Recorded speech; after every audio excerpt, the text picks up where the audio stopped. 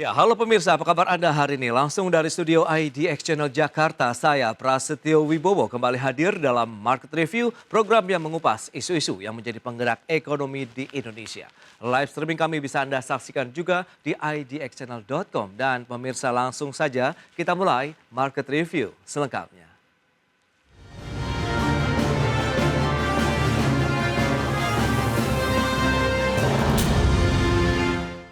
Ya, mengawali tahun 2025, Bank Indonesia mengambil langkah berani dengan menurunkan suku bunga acuan BI Rate menjadi 5,75%. Keputusan Bank Sentral ini konsisten dengan arah kebijakan moneter untuk memastikan laju inflasi tetap terkendali dan juga mendukung pertumbuhan ekonomi yang berkelanjutan.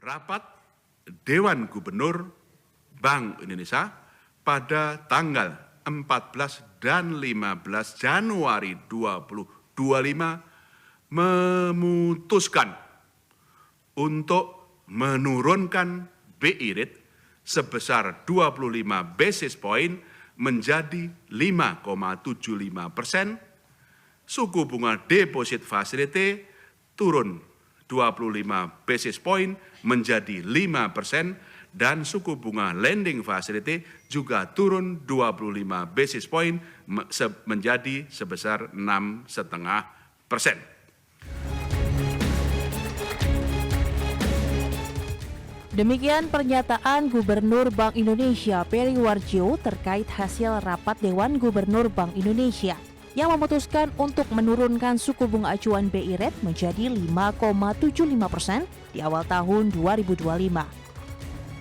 Bank Sentral juga menurunkan suku bunga deposit facility menjadi 5% dan suku bunga lending facility turun menjadi 6,50%. Sebelumnya, BI Rate bertahan di level 6% selama 4 bulan terakhir. Keputusan untuk menurunkan suku bunga acuan ini konsisten dengan arahan kebijakan moneter Bank Sentral dalam memastikan tetap terkendalinya inflasi dalam sasaran 2,5 +-1% di 2025 dan 2026. Langkah tersebut juga seiring dengan terjaganya nilai tukar rupiah yang sesuai dengan fundamental untuk pengendalian inflasi dalam sasarannya dan sebagai upaya untuk mendorong pertumbuhan ekonomi nasional. Sementara itu, BI akan terus mengarahkan kebijakan moneter untuk menjaga inflasi dalam sasaran dan nilai tukar yang sesuai fundamental dengan tetap mencermati ruang turut mendorong pertumbuhan ekonomi sesuai dinamika yang terjadi pada perekonomian global dan nasional. Dari Jakarta, Tim Liputan, IDX Channel.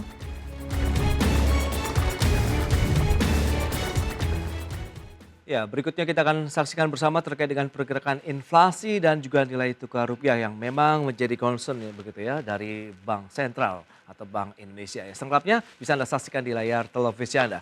Pergerakan inflasi kita cermati pergerakannya dari bulan Mei, Juni, Juli, Agustus, September, Oktober, November hingga Desember 2024.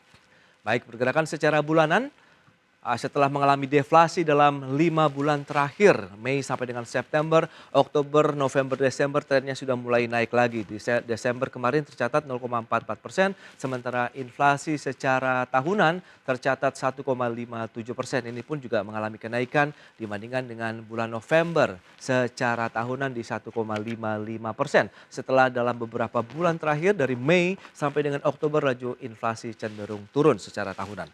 Berikutnya untuk pergerakan nilai tukar rupiah dari tanggal 31 Desember 2024 sampai dengan 14 Januari 2025 masih bertengger di 16 ribuan begitu ya per dolar Amerika Serikat. Tercatat di 14 Januari mencapai 16.265 rupiah per dolar Amerika Serikat. Baik, itu dia beberapa data awal dan untuk membahas tema kita terkait dengan mengawali 2025 BI turunkan suku bunga acuan 5,75%. Kita sudah tersambung melalui Zoom bersama dengan Bapak Suwandi Wiratno. Beliau adalah Ketua Umum Asosiasi Perusahaan Pembiayaan Indonesia. Halo Pak Suwandi, apa kabar? Kabar baik, Mas Prasetyo. Salam sehat. Salam sehat, terima kasih juga atas waktu yang disempatkan dan sudah Salam bergabung sehat juga untuk Prof. Baik, ini dia Profesor Telisa Aulia Valianti, Ekonom Fakultas Ekonomi dan Bisnis Universitas Indonesia. Apa kabar Prof? Ya, baik. Terima kasih. Salam sehat juga semuanya. Salam sehat. Terima kasih juga atas waktu yang disempatkan. Dan sebelum membahas lebih jauh Bagaimana Prof memandang begitu langkah Bank Indonesia di awal tahun 2025 ini mengambil langkah yang ekstraordinari begitu ya. Turun Iya. lagi nih dari 6% menjadi 5,75% BI rate saat ini. Apakah sesuai sebenarnya dengan konsensus dari ekonom sendiri? Ya kalau ekonom sebetulnya dominan kebanyakan memprediksi tetap ya. Jadi Hmm, memang cukup menjadi kejutan. Jadi banyak kalau kita lihat analisis para ekonom tadi sore, ya, kemarin sore dan tadi ya kemarin sore dan kemudian pada pagi hari ya banyak sekali ramai di grup bahwa memang relatively unexpected. Tetapi hmm, di satu sisi cukup positif ya para ekonom juga memandang meskipun unexpected tapi tentunya memang kita kan secara perekonomian sedang membutuhkan stimulus. Bank oke. Indonesia selama ini nampak lebih pro stability untuk menjaga stabilitas rupiah. Nah, namun di tengah kita sekarang rupiah yang sedang melemah, tekanannya pasca terpilihnya Presiden Trump sebagai Presiden Amerika dan akan sebentar lagi dilantik, sentimen negatif global kan meningkat ya sehingga rupiah cukup tertekan dan dolar tuh sangat menguat. Nah, di tengah itu tapi ternyata kita cukup confidence untuk menurunkan suku bunga kita karena memang kalau secara kepada inflasi kan seharusnya memang turun ya. Ketika inflasi itu mengalami penurunan dan sudah mencapai target 2,5 plus minus 1 itu, seharusnya kita bisa mulai melonggarkan BI rate seperti itu. Nah, tapi Oke. kan kita masih ada rupiah. Nah, berarti artinya apa? Ekonom mungkin membaca bahwa Bank Indonesia menjadi lebih pro growth saat ini. Jadi tidak Hmm, terlalu pro stability. Like, ya stability tetap ada nuansanya, oke. tapi saat ini mungkin akan lebih fokus kepada pro growth seperti itu. Baik, lebih kepada pro growth begitu ya terkait dengan pertumbuhan ekonomi Indonesia yang akan terus ditingkatkan lagi. Nah, bagi pelaku usaha, bagaimana Anda melihat Pak Suwandi begitu dengan langkah Bank Sentral yang menurunkan BI rate menjadi 5,75%? Angin segarkah atau bagaimana? Berita baik, Mas Prasetyo. Tentunya tadi yang disampaikan oleh Prof. Telisa, kami pun juga memprediksi eh, sepertinya tidak akan naik. Kemarin pun saya sempat bicara dengan para jurnalis, Hmm, tapi begitu kami menerima berita ini, berita baik. Artinya harapan kita tentunya eh, dengan adanya penurunan suku bunga acuan BI ini menjadi 5,75, tentu kita berharap juga perbankan dapat juga mengadjust rate-nya.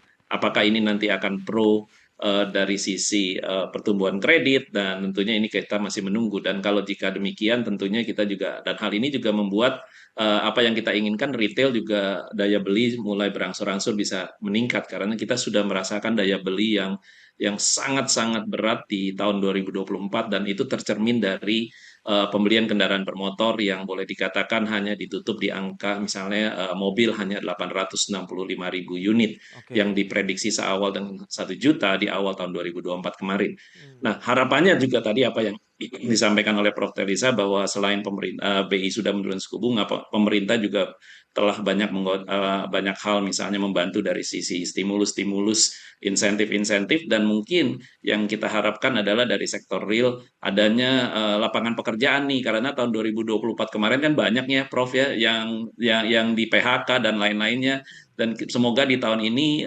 kembali masyarakat bisa mendapatkan lapangan pekerjaan, bekerja dan dari sektor konsumsinya bisa bisa meningkat dan tentunya ini akan bisa hmm. menumbuh kembangkan industri kami di perusahaan pembiayaan kami kami memang banyak memberikan pembiayaan kepada terutama yang non apa namanya apa belum eligible as a bank customers karena kami punya anggota misalnya di BNPL, kami membiayai customer-customer untuk pembelian kendaraan bermotor khususnya roda 2 dan roda 4 dan ini adalah Oke. portofolio kami yang paling besar banyaknya di pembiayaan otomotif Mas Prasetyo. Baik baik. Nah, menarik kalau misalnya dengan kondisi 5,75% ini menjadi angin segar dan memberikan satu kenyamanan baru, lantas bagaimana update sendiri dari kondisi, industri pembiayaan saat ini begitu? Apakah memang benar-benar sangat tertekan dengan penurunan daya beli, penurunan kelas menengah di Indonesia begitu Pak Suwandi? Ya, tercermin memang kita belum closing Desember, tapi Hmm, angka Oktober kami sudah merasakan bahwa pertumbuhan kami sudah di bawah 9% atau oke. 8,37%. Nah, tentunya ini tidak sesuai dengan harapan dari industri maupun dari regulator pada saat awal kita memprediksi harapan kita masih bisa di angka 10% atau sedikit di atas 9,5%. Baik. Namun demikian, tekanan terus terjadi dari sisi pertumbuhan, walaupun kami dari industri banyak para pelaku usaha mencoba ya dengan turunnya daya beli, terus tapi juga banyak nasabah-nasabah yang misalnya kita tawarkan misalnya mereka sudah lunas cicilannya, BPKB-nya masih ada di kita, kita tawarkan BPKB-nya untuk tidak diambil, kita memberikan pinjaman modal kerja. Ya, karena kita yakin bahwa para debitur-debitur kita banyak juga misalnya membutuhkan modal kerja untuk usaha, terutama untuk usaha menengah kecilnya dan UMKM. Nah, ini tercermin juga kalau portofolio UMKM di Ya. industri kami yang sebenarnya diwajibkan 10%, sekarang sudah kurang lebih 35%, Mas Prasetyo. Nah, ini Oke. yang bisa masih kita harapkan dari supaya industri kita tidak terlalu tertekan pertumbuhannya. Baik. Tapi kita sudah rasakan di 2024 kemarin. Oke. Nah, ini menarik. Prof, lantas bagaimana kalau kita lihat sebenarnya dasar dari Bank Indonesia kalau Anda katakan ini di luar ekspektasi dari konsensus ekonom sendiri begitu bahwa akhirnya Bank Sentral menurunkan suku bunga acuan di awal tahun 2025. Faktor domestik atau eksternal yang mendominasi? Ya, faktor domestik tentunya ya. Hmm, Jadi, faktor domestik itu, bahwa kita sedang membutuhkan stimulus tadi ya, disampaikan di tengah penurunan daya beli dan ya, sebetulnya inflasi kita kan tadi sudah disampaikan deflasi 5 bulan berturut-turut, walaupun 3 bulan ini sudah kembali inflasi, tapi oke, secara year on year kan inflasi kita terendah sepanjang sejarah, tadi sudah disampaikan oleh Mas Pras 1,57%. Ini oke. menjadi signal ada perlambatan dari sisi demand, nah itu Hmm, butuh, stimulus dalam bentuk likuiditas moneter dan penurunan suku bunga, seperti itu, untuk mendorong lagi pertumbuhan ekonomi. Nah, tapi bukan berarti kita mengabaikan stabilitas rupiah, kalau pernyataan Pak Gubernur sendiri menyampaikan bahwa Gubernur Bank Indonesia akan tetap menjaga stabilitas rupiah. Nah, caranya seperti apa? Yaitu meningkatkan mungkin ya, intervensi pasar berupa SRBI ya, Sekuritas Rupiah Bank Indonesia ataupun melalui SVBI dan sukuk falas. Jadi ini Sukbi dan Sufbi ini akan didorong dan SRBI untuk mengurangi potensi terjadinya capital outflow atau menarik yang capital inflow supaya rupiah bisa tetap terjaga. Dan kemudian pemerintah sudah menyiapkan amunisi, kalau mungkin rekan-rekan media juga sudah mengetahui ya bahwa pemerintah rencananya akan menaikkan DHE menjadi oke, 1 tahun. Ya, jadi memperpanjang periode devisa hasil ekspor. Nah, itu diharapkan bisa mengurangi tekanan kepada rupiah. Jadi, memainkan instrumen lainnya untuk tetap menjaga rupiahnya, tapi si BI rate-nya diturunkan seperti itu. Nah, supaya tidak terjadi capital outflow dengan penurunan BI rate itu, ya itu tadi penguatan dari sisi kebijakan intervensi di pasar falasnya dan operasi pasar untuk falas dan menciptakan juga oke. instrumen untuk devisa hasil ekspor itu bisa ditaruh di SVBI dan sukuk falas Bank Indonesia itu yang terbaru sih. Jadi bukan hanya di time deposit falas, TD falas, tapi juga akan ada instrumen baru untuk menaruh devisa hasil ekspor. Karena ekspor juga kemarin kita 15 Januari juga udah keluar hasil ekspor ya, ekspor kita kan masih Ya. surplus. Mungkin Bank Indonesia jadi lebih confidence juga untuk menurunkan bunga karena kita ekspor masih surplus. Jadi cadangan devisa masih aman seperti itu. Oke, yang menarik 5,75% ini seberapa kuat nanti ataupun paling tidak bisa menjadi trigger begitu ya untuk penguatan lagi nilai tukar rupiah kan 16 ribuan terhadap dolar Amerika di 16.200 lah terakhir kemarin. Dan melihat bagaimana level ini sebenarnya sesuai dengan fundamentalnya kah dari kekuatan rupiah kita atau seperti apa nih Prof? Iya, kalau bicara fundamental sebetulnya, memang Hmm, kondisi rupiah itu kan bisa kadang-kadang under value, bisa kadang-kadang over value ya, tapi oke, Bank Indonesia menyatakan bahwa selalu berusaha menjaga rupiah pada alignment-nya. Jadi intervensi yang dilakukan itu untuk tetap meng-align-kan rupiah pada nilai fundamentalnya, seperti itu. Jadi ya ya, seharusnya sih sudah sesuai ya dengan fundamental saat ini, di mana memang hmm, devisa ya walaupun devisa tadi masih terjaga, tapi memang kan surplus neraca perdagangan kita memang agak semakin tipis seiring dengan normalisasi harga komoditas ya. Jadi artinya oke, angka segitu sih memang sesuai dengan fundamental, tapi kan ada faktor temporary-nya, Trump effect-nya ini loh. Jadi hmm, Trump effect inilah yang menjadi challenging ketika dolar itu global itu sangat tidak pasti, dolar ya, itu menguat, indeks dolar menguat gitu. Jadi artinya bahwa memang perlu kita evaluasi lagi sih seberapa kuat daya tahan rupiah. Tapi kita perlu menjaga ya rupiah kalau bisa jangan melebihi level psikologis 16.500 karena semakin jauh dari oke, target APBN kita. APBN kita kan ya, ya, 16.100 ya. Kita khawatirkan kalau lewat dari 16.500 APBN kita ini defisitnya bisa menjadi tertekan karena setiap pelemahan rupiah 100 rupiah itu akan meningkatkan defisit APBN berapa, itu kan ada tuh sensitivity analysis. Saya harus cek lagi berapa triliunnya.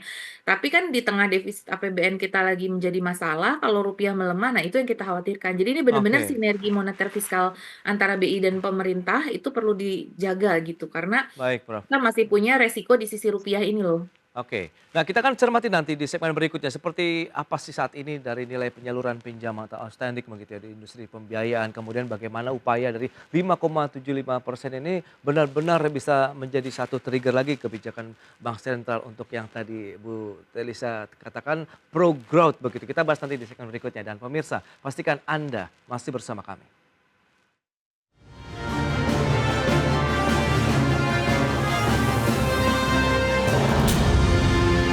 Ya, terima kasih Anda masih bergabung bersama kami dalam Market Review. Pemirsa, berikut ini kami sampaikan data kembali untuk Anda terkait dengan risiko dari kredit perbankan. Selama ini seperti apa? Kita akan cermati bersama dari sisi NPL netnya, NPL gross, dan juga loan at risk. Begitu ya data dari Otoritas Jasa Keuangan ini. Baik, pergerakan sampai dengan November 2024. Untuk loan at risk-nya kita lihat ini kecenderungannya turun dari bulan Agustus, September, Oktober, November 2024 menjadi 9,82%. Sementara untuk NPL net-nya juga kita lihat dari 0,78, 0,77, kemudian 0,75% di bulan November 2024. Cenderung turun juga. Sementara untuk NPL gross-nya pun tidak jauh berbeda. Baik. Itu dia terkait dengan risiko kredit perbankan saat ini. Bagaimana dengan pertumbuhan ekonomi Indonesia? Ini juga menjadi tantangan tersendiri begitu dengan beragam upaya yang dilakukan oleh pemerintah, kebijakan fiskal moneter begitu ya. 4,95% pada kuartal 3 2024 setelah sebelumnya bertahan di level 5%. Baik, kita akan lanjutkan kembali perbincangan bersama dengan Bapak Suwandi Wiratno, Ketua Umum Asosiasi Perusahaan Pembiayaan Indonesia dan juga Profesor Telisa Aulia Valianti, Ekonom Fakultas Ekonomi dan Bisnis Universitas Indonesia. Baik, nah Pak Suwandi, lantas kalau kita bicara mengenai ya penyaluran pinjaman atau outstanding dari industri pembiayaan saat ini seperti apa? Kalau Anda katakan tadi memang tantangan dari pelemahan daya beli masyarakat ini cukup terasa di sejumlah sektor yang Anda biayai seperti otomotif begitu. Ya, seperti yang saya tadi sampaikan bahwa kita merasa berat di tahun 2024 dan itu Ya, terlihat bahwa komposisi pembiayaan di perusahaan pembiayaan ini kan ada 3 kegiatan, yaitu pembiayaan investasi, modal kerja, dan multiguna. baik. Nah, multiguna biasanya dari tahun ke tahun pertumbuhannya double digit. Nah, ini terkait dengan misalnya kredit untuk kendaraan roda 2, roda 4, baik baru dan bekas. Namun demikian di tahun 2024 ini sampai dengan akhir Oktober, kita bisa melihat bahwa year on year-nya pertumbuhan di pembiayaan multiguna itu hanya sekitar 6,6%. Oke. Nah, untuk pembiayaan investasi sendiri juga tidak melebihi angka 8,5%. Namun demikian, tadi yang saya sampaikan, banyak perusahaan pembiayaan masuk ke pembiayaan modal kerja atau modal usaha sehingga pertumbuhannya double digit sekitar 11,75% year on year. Nah, ini yang menopang pertumbuhan industri kita ya, masih sekitar 8,39 as of Oktober 2024. Nah, harapan kita tentunya, saya juga yakin bahwa yang namanya kendaraan bermotor ini masih terus akan menjadi portofolio kita yang terbesar. Karena kita tahu bahwa tren masyarakat Indonesia untuk kendaraan roda 4 biasanya 5 tahun mereka akan keep kendaraannya setelah 5 tahun. Ya, Biasa orang yang misalnya mempunyai kendaraan baru dan mereka tahu bahwa servis garansi gratis itu rata-rata 5 tahun hampir semua kendaraan. Biasanya mereka akan menjual kendaraannya terus membeli kendaraan baru.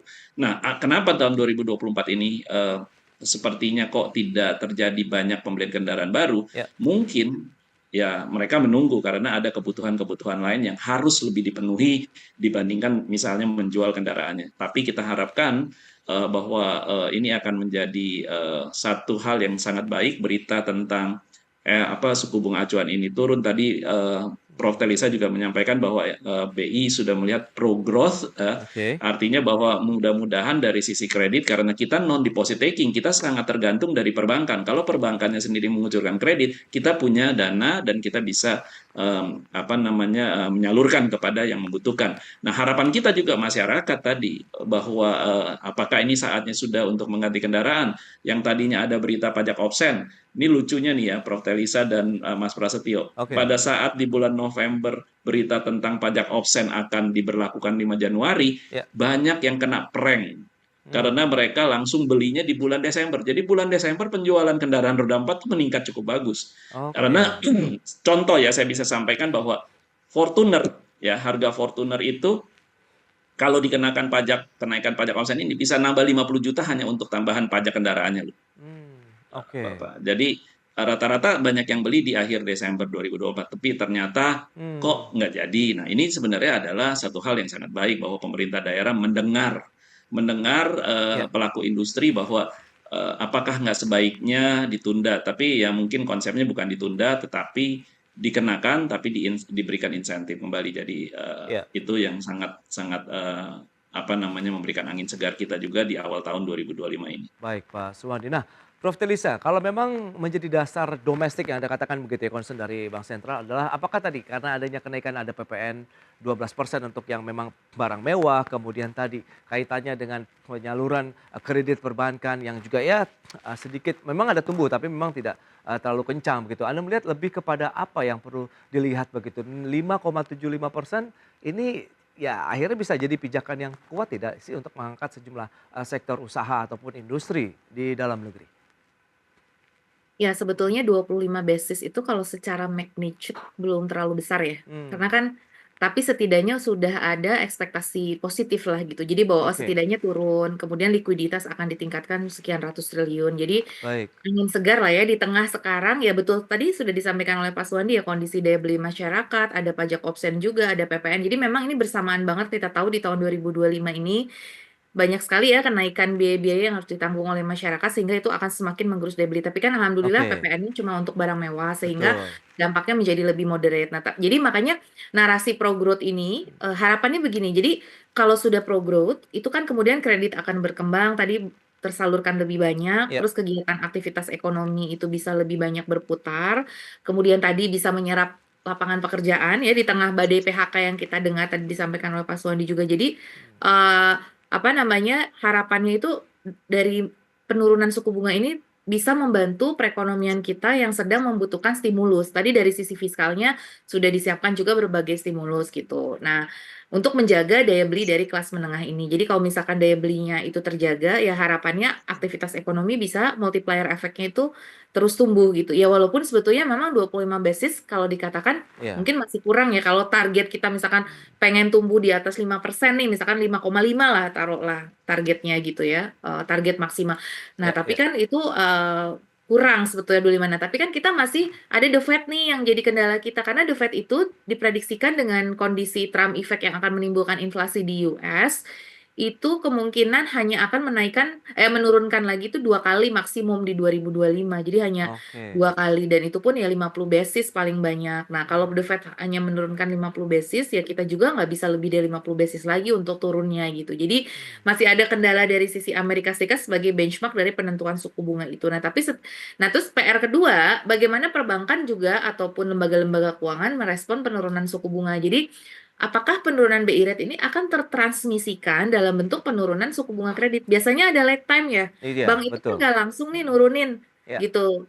Biasanya yang langsung turun tuh biasanya deposito lah 1 atau 2 bulan deposito ikut turun Hmm, DPK dana pihak ketiga untuk suku bunga deposito. ya, ya. Nah, tapi kalau suku bunga kredit itu biasanya butuh waktu 4 sampai 6 bulan karena Hmm, perbankan biasa harus menyesuaikan aset liability managementnya, jadi nggak bisa langsung tiba-tiba turun seperti itu. Jadi baik. Oke. efeknya di masyarakat kan baru 2 atau 3 bulan. Nah, itu harapannya Ya, ya. selain suku bunga turun ya Hmm, pertumbuhan kreditnya lebih didorong lagi, dipermudah lagi supaya hmm. masyarakat bisa menikmati dampak dari penurunan BI rate ini sih. Baik, Prof. Dan kita akan lihat nanti beragam strategi yang perlu dilakukan untuk menjaga rasio non-performing finance atau NPL juga di sektor perbankan untuk penyaluran kredit. Kita bahas nanti di segmen berikutnya. Kita akan jeda kembali sebentar, Prof. Telisa, Pak Suwandi, dan pemirsa. Kami akan segera kembali usai pariwara berikut ini.